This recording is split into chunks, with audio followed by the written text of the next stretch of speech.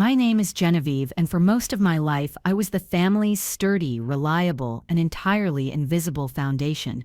I was the one you called when a car broke down, the one you borrowed money from when a bad investment went south, and the one who quietly cleaned up the emotional and financial messes my siblings left in their glittering wakes. My reward for this lifetime of service was to be sold my own inheritance for a pittance. The family lawyer, a man whose jowls quivered with false sympathy, called it a settlement in lieu of distribution. My brother Philip, the golden child, just called it a joke.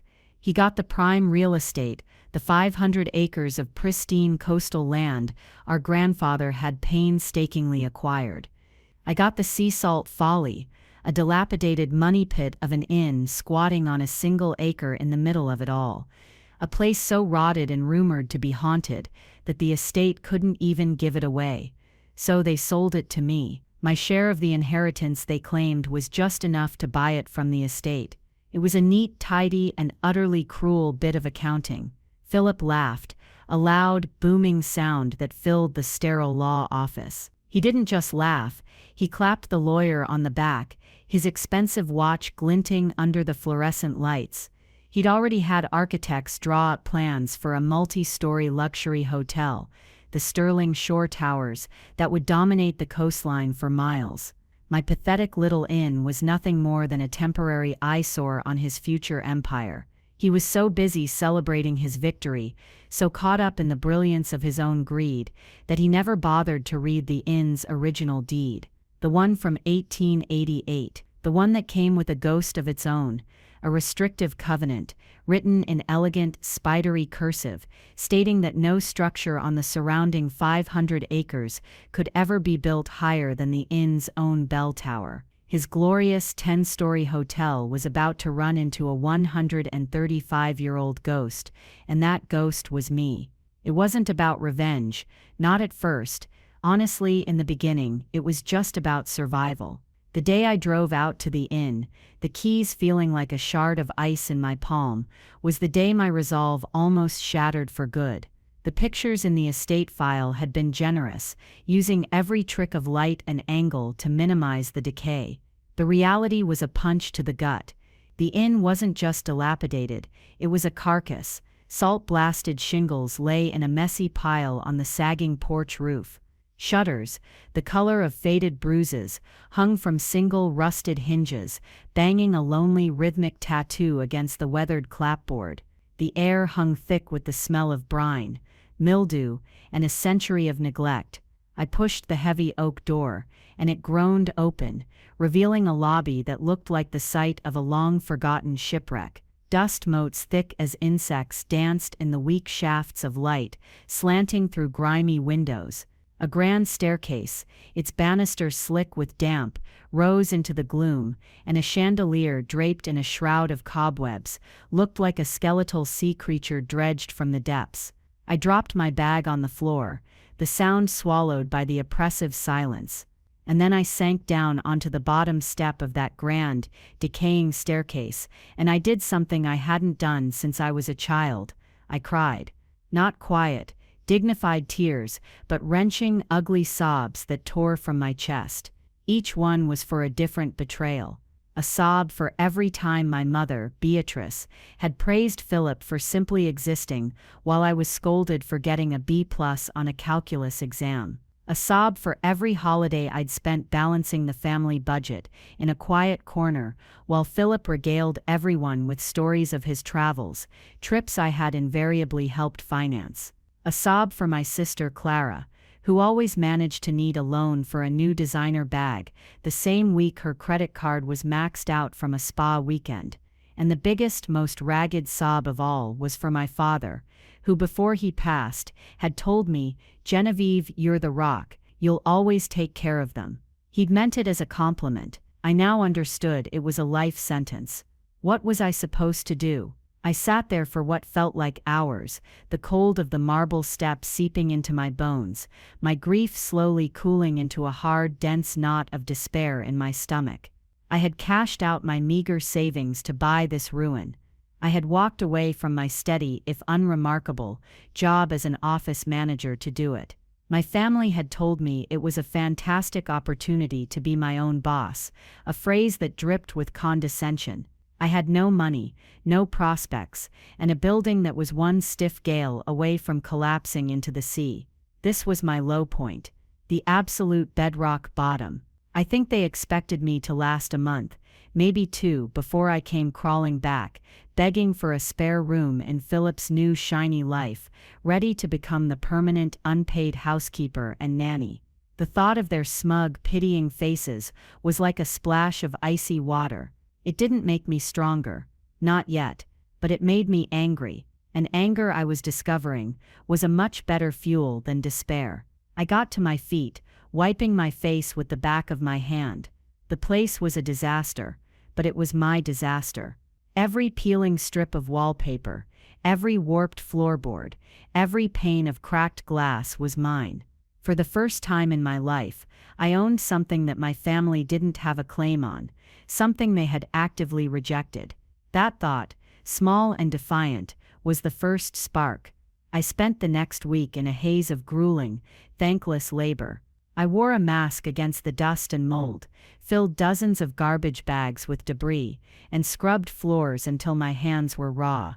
It was during this grim process, while clearing out a small cramped office behind the main reception desk, that I found it. Tucked away in the knee-hole of a massive worm-eaten desk was a small black sea chest, bound with brass fittings that had turned a cloudy green with age. It was locked. Of course it was. It took me the better part of an afternoon with a crowbar and a hammer to pry the thing open. It felt like a violation, a desecration of someone's long-forgotten privacy. But at that point, I was desperate for any kind of miracle, even a small one.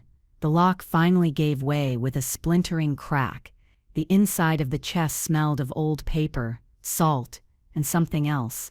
Something faintly like tobacco and leather. It wasn't filled with treasure, not gold coins or pirate maps. It was filled with history. There were meticulous ship's logs, their pages brittle and brown, detailing voyages to places I'd only read about. There were bundles of letters tied with faded ribbon, and at the very bottom, nestled in its own oilcloth wrapper, was a single large document, folded carefully.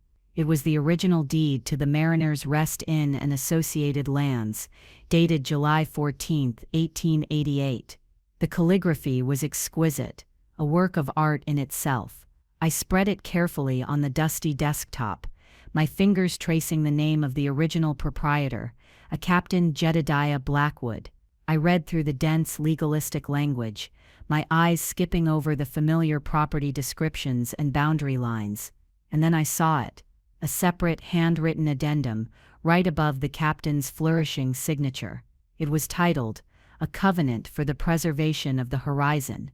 The language was stark, almost poetic. It read, "Let it be known that for all time, no man-made structure, be it of wood, stone, or steel, erected upon the 500 acres of land appurtenant to this inn, shall exceed in height the peak of the Mariner's Rest belfry. Man's vanity shall not be permitted to cast a shadow upon the sea, nor eclipse the vista afforded by God and nature." I read it again, and then a third time. My heart started a slow, heavy thrum against my ribs. It couldn't be real. It was archaic, a relic. Surely something like this couldn't still be legally binding after more than a century. It was just the romantic scribbling of an old sea captain. But what if it wasn't? What if this piece of brittle paper was more than just a historical curiosity? What if it was a weapon? A slow smile spread across my face. It felt foreign, like a muscle I hadn't used in years. It wasn't about revenge, I told myself, clutching the deed to my chest. It was about justice. But as I looked around the decaying hall, at the evidence of my family's contempt, a new thought took root, cold and sharp and thrilling. It wasn't about revenge until it was. The discovery of the deed was the catalyst, but knowledge without understanding is useless. I knew I was holding something potentially powerful, but the chasm between a 135-year-old piece of paper and stopping a multi-million-dollar development project felt impossibly wide. My first instinct was to call Philip and gloat, to wave this piece of paper in his face. But years of being the family's quiet strategist, the one who actually solved problems instead of just creating them, kicked in. You don't show your best card until the pot is big enough, and you certainly don't show it to an opponent who thinks you're a fool. He would have laughed, torn it up, and dared me to do something about it. I needed an ally. I needed proof. I needed a professional. My search for help led me not to a law firm, but to the Seaport Maritime Museum, a small, cluttered building at the edge of the town's harbor. The town itself was a quiet place, a collection of salt-silvered houses and small businesses that catered mostly to summer tourists and local fishermen. It was the kind of place that had resisted the sort of aggressive development Philip was planning. The museum was run by a man named Arthur Pendleton, a retired history professor, with a wild mane of white hair, spectacles perched on the end of his nose, and a passion for local lore that was almost manic. He was the town's unofficial historian, its memory keeper.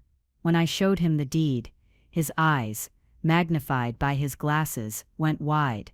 He took it from me with a reverence I found deeply moving, handling it as if it were the Dead Sea Scrolls. "Captain Jedediah Blackwood," he whispered, his voice raspy with awe. "The town's founder. A force of nature," they said. He hated the Gilded Age robber barons building their gaudy cottages up the coast, called them peacocks strutting on the cliffs, blocking the view for honest folk. Arthur spent the next 2 hours telling me stories about Captain Blackwood, painting a picture of a man who was stubborn, principled, and deeply in love with the untamed beauty of the coastline. He'd made his fortune, a considerable one, and then retired here, building the inn not as a business, but as a sanctuary. The covenant, Arthur explained, was not some romantic whim. It was the core of the man's philosophy. It was his last will and testament for the land itself. "Is it, real?" I asked, trying to sound casual. "Legally, I mean." Arthur peered at me over his spectacles. "My dear girl, in property law, especially with these old coastal grants, the first deed is king. Covenants like this, especially ones tied to the land itself, what they call running with the land, are notoriously difficult to extinguish. They're like barnacles.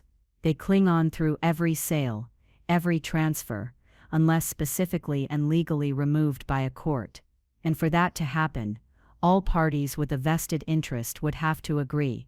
He paused, a slow grin spreading across his face. "And I believe, as the current owner of the Mariners' Rest Inn, you are now the primary vested interest." He gave me the name of a lawyer in the city, a woman named Eleanor Albright, who specialized in arcane property disputes. "She's expensive," Arthur warned, "and she's a shark, but she's an honorable shark. Tell her Jedediah Blackwood sent you." The consultation with Miss Albright was terrifying. Her office was the antithesis of the inn, all steel, glass, and minimalist art. She was a woman who radiated an aura of expensive, no-nonsense competence. I felt small and shabby in my worn-out jeans and faded sweater.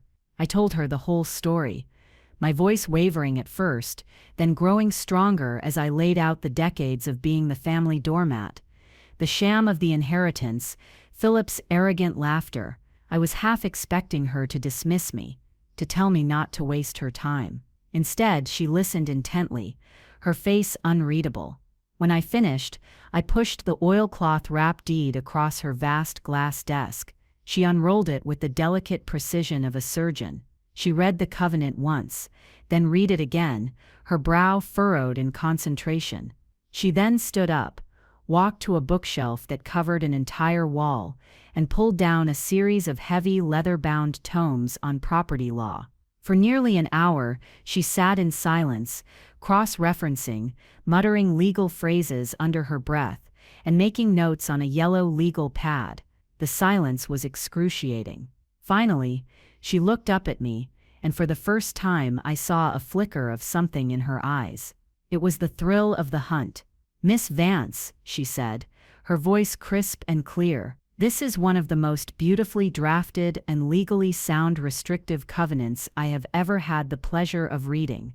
It is unambiguous, its intent is clear, and because it benefits a specific property you're in, and not just a person, its standing is exceptionally strong.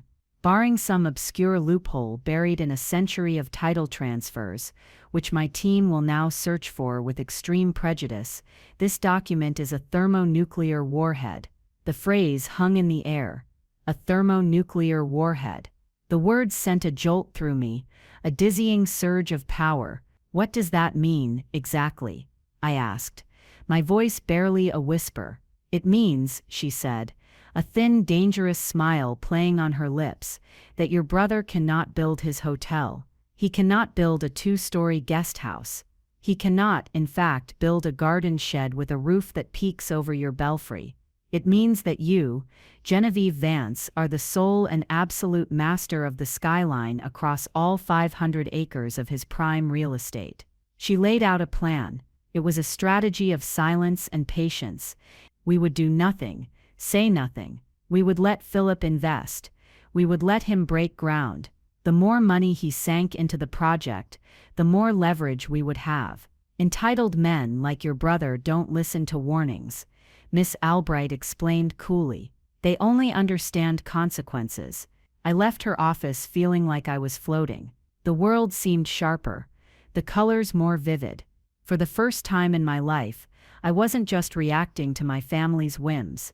I was in control. I drove back to the coast, to my wreck of an inn, and saw it with new eyes. It wasn't a carcass anymore. It was a fortress. The dilapidated bell tower, its wood gray and splintered, wasn't a sign of decay. It was a watchtower. It was the measure of my power. That night, I didn't cry. I sat on the porch with a bottle of cheap wine I'd bought at the town's general store and toasted Captain Jedediah Blackwood. I took a small business loan out against the inn's now proven historical value, a modest sum, but enough to begin the most critical repairs. I hired a local crew, a father and his sons who knew these old buildings, and we started with the roof and the windows, making the place watertight. I also began to lean into the inn's reputation. When curious locals or real estate speculators would drive up, I'd tell them stories, some borrowed from Arthur, some I invented, about the ghost of Captain Blackwood. I'd talk about the strange noises, the cold spots, the faint smell of tobacco in the halls at night. It wasn't a lie, not really. The old building groaned and settled, creating a symphony of spooky sounds. I was simply curating its narrative. The stories served a dual purpose. They kept most people away, giving me the privacy I needed to plan, and they began to build a new identity for the inn, one separate from my family's narrative of it being worthless. It was a place with a story, a place with a soul, and a ghost. My ghost. I was haunting my own life, and waiting for my brother to walk into my trap. It was a strange, heady feeling. The quiet before the storm. The next few months passed, in a blur of focused activity. While I was patching roofs and reglazing windows, Philip was moving mountains. Huge garish signs went up along the coastal highway, featuring a computer-generated rendering of the Sterling Shore towers. It was a monstrosity of glass and steel, a monument to tackiness that looked completely alien against the rugged, wind-swept landscape. It was at least 10 stories high, with sprawling balconies and a rooftop pool. It didn't just exceed my bell tower's height, it mocked it. Surveyors in bright orange vests descended on the land, planting flags and taking measurements. Then came the heavy machinery. The roar of bulldozers and excavators became the new soundtrack to my life, a constant grating reminder of Philip's arrogance. He called me one afternoon, his voice booming with smug triumph. "Jenny, how's the old dump? Don't worry, you'll have a front row seat to progress. I'll even comp you a drink at the Sky Bar when it opens. You can see your little shack from up there." I could hear the smirk in his voice. He was toying with me, rubbing my nose in his success. It was a test of my resolve. The old Genevieve would have mumbled a congratulations, would have swallowed her resentment, and pretended to be happy for him. The new Genevieve was silent. "Nothing to say?" he prodded. "Cat got your tongue?"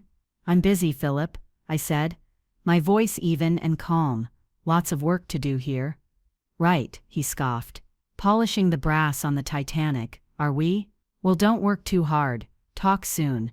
And he hung up. I stood there, phone in hand, my heart hammering. But it wasn't from fear. It was from anticipation. Every dollar he spent, every ton of concrete he poured, was another nail in his own coffin. Miss Albright had been clear. We wait until he is financially committed beyond the point of no return. We wait until he has drawn down his construction loans and his investors have skin in the game. That point came on a Tuesday in late autumn. The massive concrete slab for the main tower had been poured. A web of rebar already pointed towards the sky, the skeleton of the first floor. It was time. Miss Albright's office sent the letter via a process server, a grim-faced man who hand-delivered the cease and desist order, complete with a certified copy of the 1888 deed and a detailed legal analysis of the covenant, directly to the foreman at the construction site, and simultaneously to Philip's corporate headquarters. The silence that followed was more profound than the noise had been. The next morning, the roar of machinery was gone. The site was still. An eerie quiet settled over the 500 acres. My phone rang just after 10 a.m. It was Philip. This time there was no smugness, no condescending humor. His voice was a raw, serrated edge of fury. "What is this? What kind of sick joke are you playing, Genevieve?" "It's not a joke, Philip," I said, my voice so calm it surprised even me. I was sitting on the inn's newly repaired porch, watching a pair of gulls circle over the silent construction site. "A 100-year-old piece of paper? Are you insane? My lawyers are going to tear this apart in 5 minutes. This is nothing. It's a crank letter. Your lawyers should probably read it before they make any promises," I suggested gently. "It's very specific. You are trying to ruin me," he shouted, his voice cracking. "After everything this family has done for you. We gave you the inn. We gave you a chance to make something of yourself." The sheer, unadulterated gall of that statement almost made me laugh. They gave me nothing. They had exiled me to a ruin and called it a gift. "The inn was part of my inheritance, Philip," I said, my voice hardening. "The inheritance you and Clara and Mother conspired to deny me. You didn't give me anything. You sold me a liability to get me out of the way. You just weren't smart enough to check the paperwork." There was a sputtering sound on the other end of the line, then a string of curses that were both creative and desperate. He accused me of being jealous, of being petty, of being vindictive. He was right on all counts, but I wasn't about to give him the satisfaction of admitting it. "My lawyer is Miss Eleanor Albright," I said, cutting through his tirade. "I'm sure your lawyers have heard of her. Any further communication should go through her office." And with a sense of profound, liberating satisfaction, I hung up on my brother. The first move had been made. The silent takeover was complete. Now, I just had to wait for the panic to set in. The panic didn't take long to ripple outwards from Philip, infecting the entire family like a virus. For 2 days there was a stunned silence. I imagined Philip's high-priced corporate lawyers, the ones used to dealing with zoning variances and tax abatements, staring in disbelief at the elegant cursive of Captain Blackwood.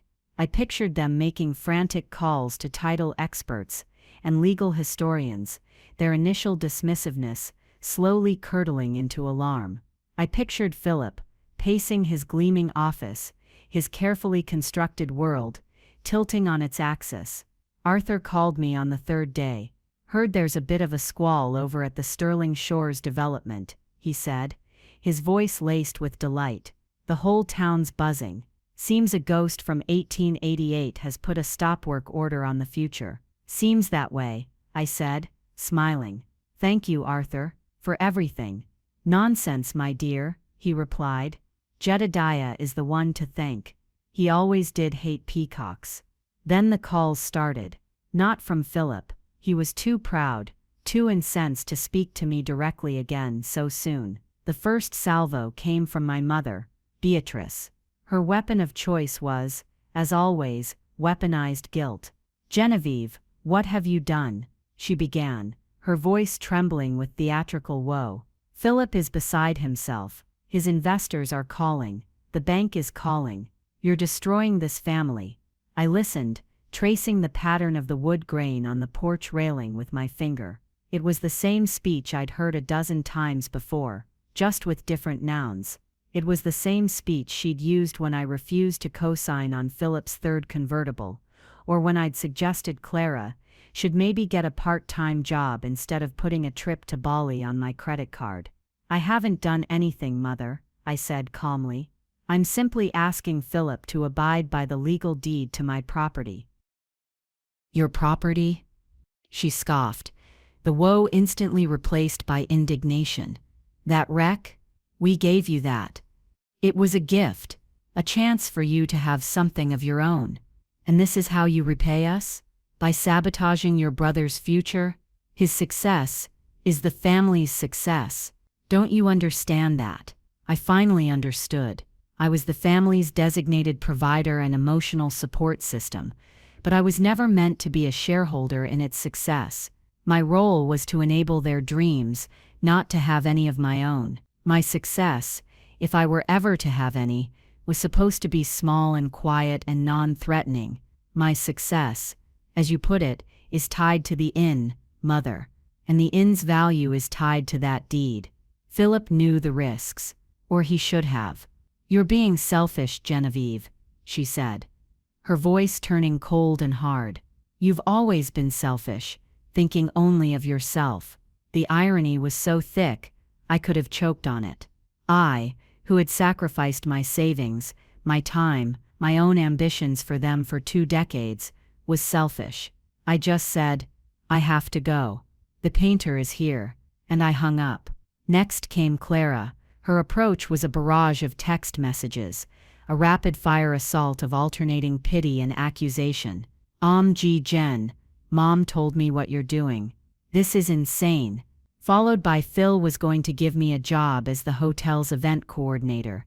I was finally going to have a career. "You've ruined that for me." And then the classic guilt trip. "Don't you care about us at all? After all the times we've been there for you?" That last one almost made me drop my phone. The times they'd been there for me? I couldn't recall a single instance. My memory was a long one-way street of favors flowing from me to them. I didn't bother to reply. My silence was a new language, and it was clear they didn't know how to interpret it. It terrified them. This was the family exodus. They weren't physically leaving, but they were emotionally and psychologically stampeding away from me, circling the wagons around the golden child, the one whose failure would mean the end of their comfortable, subsidized lives. They saw me not as a sister or a daughter who had been wronged, but as a hostile foreign power laying siege to their treasury. The final, most desperate attempt at counter-manipulation came a week later. A sleek black car I didn't recognize pulled up the long gravel driveway to the inn. Philip got out of the passenger side. He looked terrible. His usually perfect hair was disheveled. There were dark circles under his eyes, and his expensive suit looked rumpled, as if he'd slept in it. He looked smaller, somehow. Defeated. He approached the porch where I was sitting, reading a book. He didn't shout. He didn't accuse. He tried a tactic so alien to him that it was almost comical: sincerity. Or at least a clumsy imitation of it. "Jenny," he said, his voice quiet. "Can we talk?" I marked my page and closed the book. "We're talking." "Look," he said, running a hand through his hair. Maybe I was a jerk. Okay? The way the inheritance thing went down, it wasn't fair. I see that now." I waited. This was the love-bombing phase, the preamble to the real ask. "This project, it's everything. General. It's not just me. Mom and Dad's pensions went into this. Clara's savings. It's all tied up in this land." He conveniently forgot to mention that my money had paid off the debts that allowed them to have those savings in the first place. That sounds like a very risky investment strategy, I said. He flinched, but pressed on. I'll buy the inn from you, he said. The words coming out in a rush.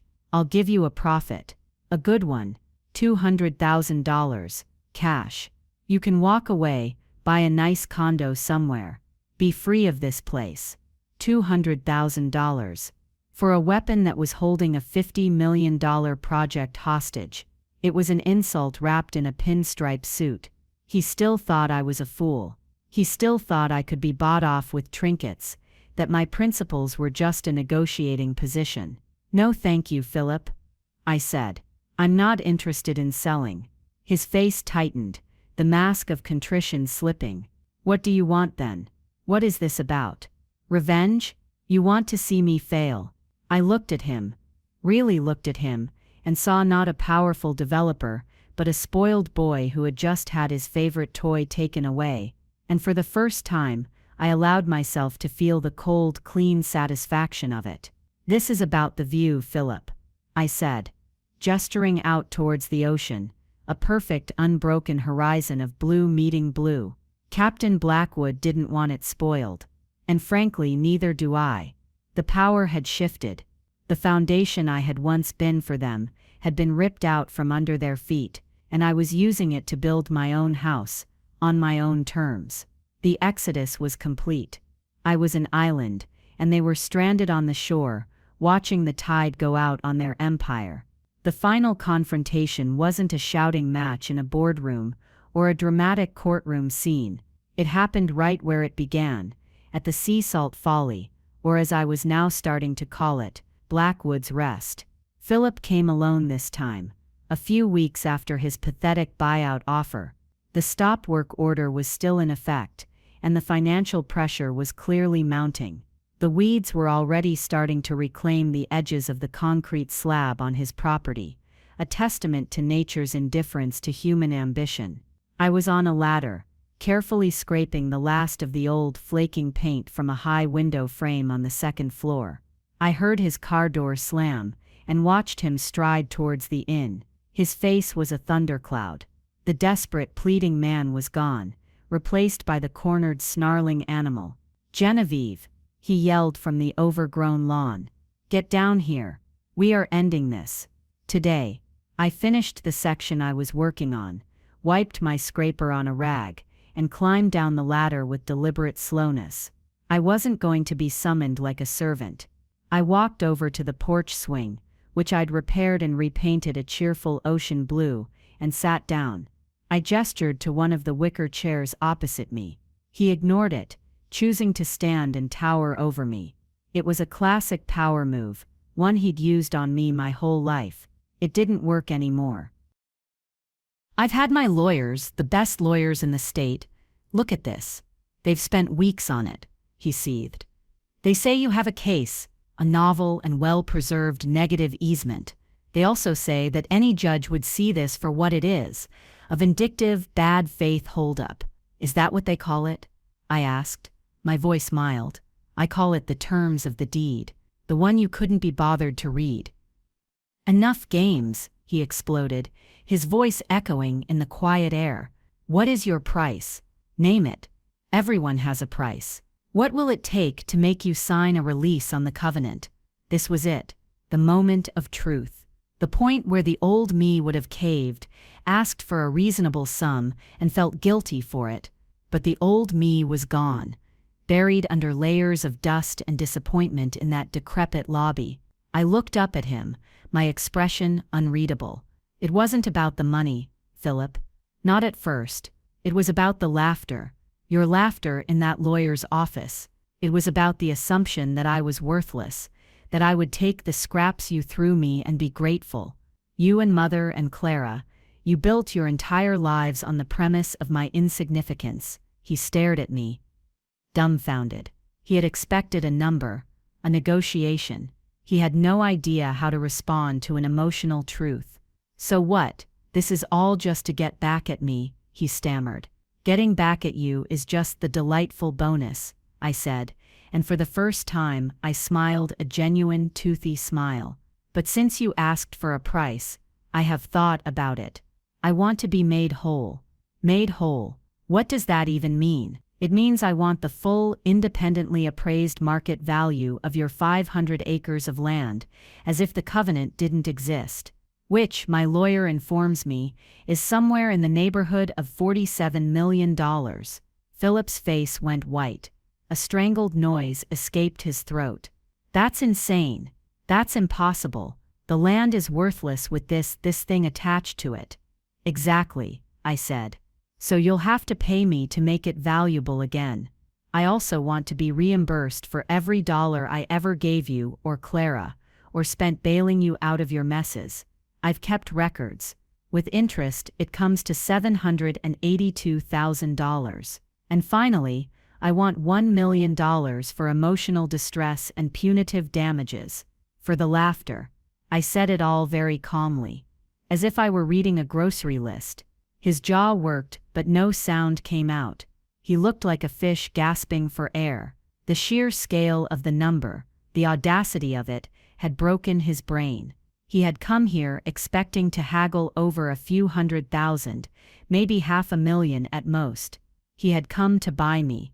He had just discovered I owned him. You're bluffing, he finally managed to whisper, but there was no conviction in it.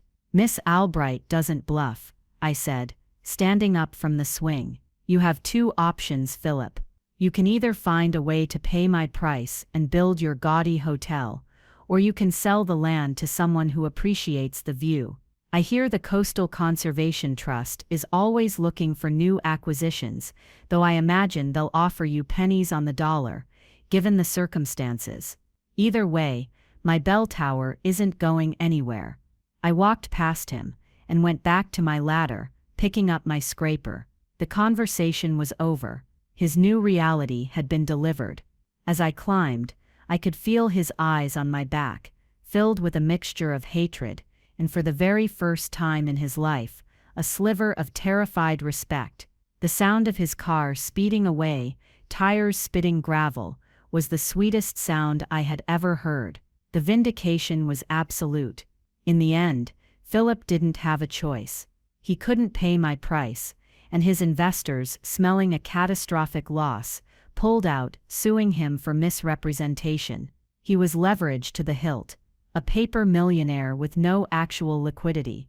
To stave off complete bankruptcy, he was forced to sell the entire 500-acre parcel to the Coastal Conservation Trust. As I predicted, they got it for a song. The land is now a permanent nature preserve, open to the public, with beautiful walking trails that wind along the cliffs. There's a small bronze plaque near the main trailhead that reads the Blackwood Preserve, established to protect this coastline for all time. Arthur cried when he saw it. Philip was ruined. He lost everything. The family, which had hitched its wagon so firmly to his star, fell with him. My mother and Clara had to sell their homes. Last I heard, Clara was working as a hostess at a chain restaurant, and Philip was selling insurance somewhere in the Midwest. They don't call me. The silence from them is a gift I give myself every single day. As for me, my life truly began the day theirs fell apart.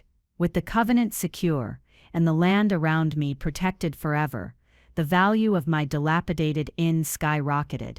It was now a unique property, with a guaranteed, unobstructable, multi-million-dollar ocean view.